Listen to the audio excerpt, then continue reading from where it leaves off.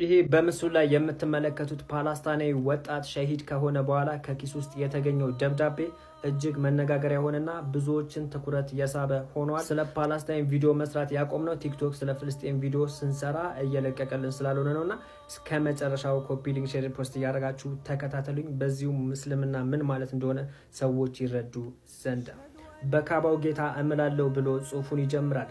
በካባው ጌታ እምላለው በጂሃዱ መንገድ ላይ እቆያለሁ።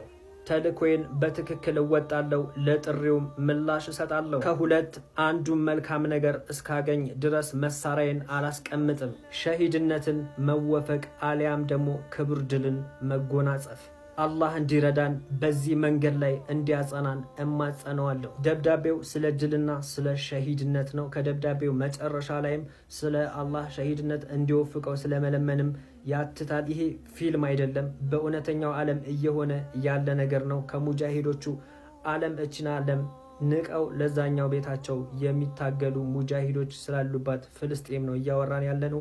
አላህ ሸሂድነታቸውን ይቀበላቸው። አላህ ሁላችንን መጨረሻችንን ያሳምርልን። አላህ ለዲናቸው ታግለው ከሚሞቱ ሰዎች አላህ ያደርግልን። እስልምና ማለት ይሄ ነው። ለዚህኛው ዓለም መጨነቅ ሳይሆን ለትክክለኛው ዓለም መኖር ማለት ነው። በደንብ ሼር፣ ኮፒ ሊንክ፣ ሪፖስት እያደረጋችሁ አዳርሱት። ይሄ ነው ጀግንነት ማለት።